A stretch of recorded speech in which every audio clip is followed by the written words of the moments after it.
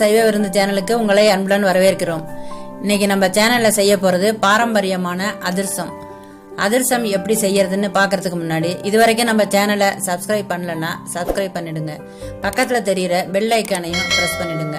அப்பதான் நம்ம சேனல்ல தினந்தோறும் போடுற வீடியோவை நீங்க மிஸ் பண்ணாம பார்க்கலாம். இன்னைக்கு நம்ம சேனல்ல அதிர்சம் எப்படி தட்டுறதுன்னு பார்க்க போறோம். அதிர்ச மாவு எப்படி தயார் பண்றதுன்னு ஏற்கனவே வீடியோல போட்டிருக்கோம், பார்த்திருப்பீங்கன்னு நினைக்கிறோம்.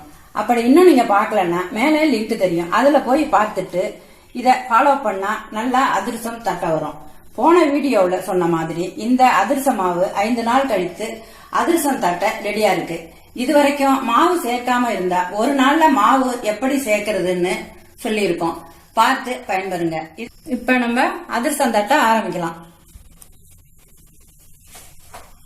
அதிர்ச மாவை இது மாதிரி எண்ணெய் நல்லா தடவிட்டு உருண்டி வச்சுக்கணும். ஒரு தட்டில் ஃபர்ஸ்ட் உருண்டி வச்சுக்கணும்.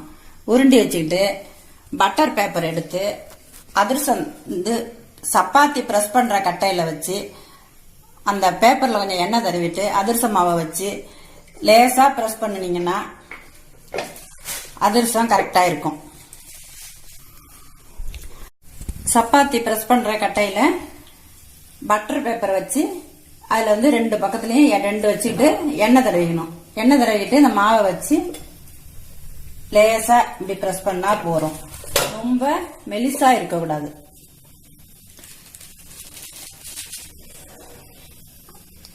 அடுப்புல எண்ணெய் சட்டியில எண்ணெய் வச்சிருக்கோம். எண்ணெய் இப்ப காஞ்சிருச்சான்னு பாக்குறோம். எண்ணெய் காஞ்சிருச்சு, போட்ட மாவு பொரிஞ்சு மேல வந்துடுது, அதனால எண்ணெய் காஞ்சிருச்சு. ரொம்ப புகைய விடக்கூடாது எண்ணெய. இப்ப இந்த தட்டின அதிர்சத்தை எடுத்து கைய எண்ணெயில விட்டுறாம பார்த்து பொறுமையா போடணும்.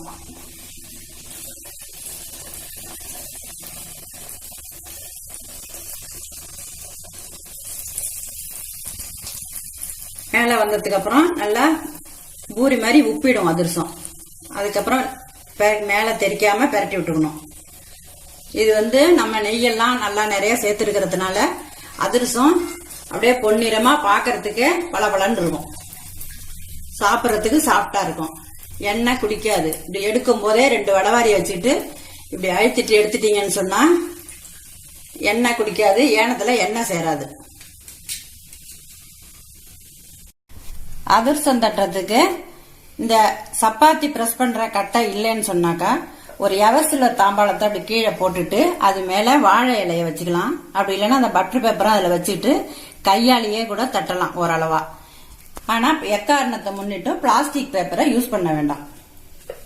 லேசா அப்படி பிரஸ் பண்ணா போறோம். ரொம்ப மெலிசா போயிடுச்சுனாக்கா அதிர்சம் பிச்சுட்டு போயிடும். இது ஓரளவு கனமாவே பார்த்து எண்ணெயில கையை விட்டுறாம போடணும்.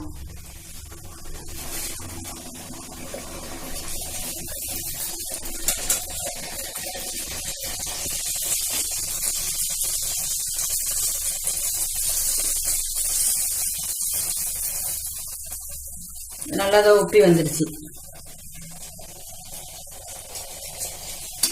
ரொம்ப நாளை வச்சிருக்க வேண்டாம், உடனே பெரட்டி போட்டு உடனே எடுத்துடலாம்.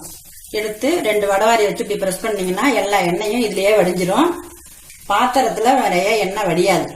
இது எண்ணெயும் குடிக்காது நிறைய. இது மாதிரி செய்யறது இந்த முறையை ஒண்டி நீங்க ஃபாலோ பண்ணி செஞ்சீங்கன்னா அதிர்சம் அழகா இருக்கும், சுவையா இருக்கும், தட்டுறதுக்கும் ஈஸியா இருக்கும், உங்களுக்கும் ஆசையா இருக்கும். இத மொறு மொறுன்னு சில பேர் கேட்பாங்க. அதிர்சம் எனக்கு மொறு மொறுன்னு இருந்தா நல்லா இருக்கும் அப்படின்னு சில பேர் கேட்பாங்க. அதுக்கு நீங்க என்ன செய்யணும்னாக்கா அதிர்சத்தை தட்டி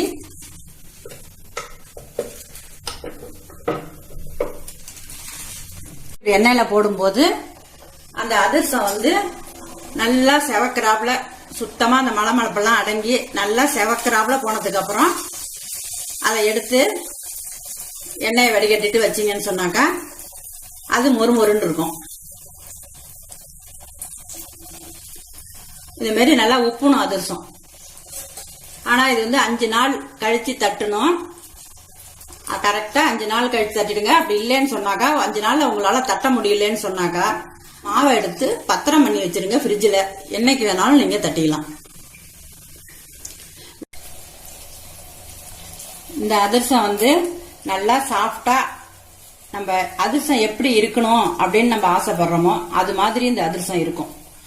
ஆனா நான் சொன்ன முறையில அதை ஃபாலோ பண்ணி நீங்க செஞ்சிருந்தீங்கன்னு சொன்னா நிச்சயமா அந்த அதிரசம் வீணா போகாது, திரிஞ்சு போகாது, பிரிஞ்சு போகாது.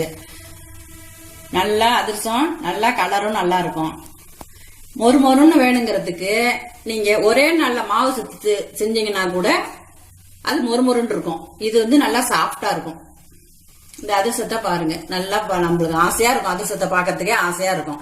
இது வந்து ஒரு பாத்திரத்துல வச்சுட்டோம்னு சொன்னா இதுல வந்து எண்ணெயே நிறைய இறங்காது. அதுக்கு முன்னாடி எல்லாம் எண்ணெய் எல்லாம் இறக்குறதுக்கு ஒரு குச்சி எல்லாம் போட்டு அது மேல அதிரசத்தை அடுக்கி வைப்பாங்க. 4 நாள் கழிச்சு பார்த்தோம்னா அந்த அதிரசத்துல இருந்து 1/4 லிட்டர் 1/2 லிட்டர்னு எண்ணெய் எடுப்பாங்க. இந்த அதிரசத்துல எண்ணெயே இறங்காது. அப்படியே இறங்கினாலும் ஒரு 50 எண்ணெய்க்கு மேல இருக்காது. அதிரச மாவு சேர்த்து 4 நாள் அல்லது அதிகபட்சம் 5 நாள் தான் வெளியில இருக்கணும்.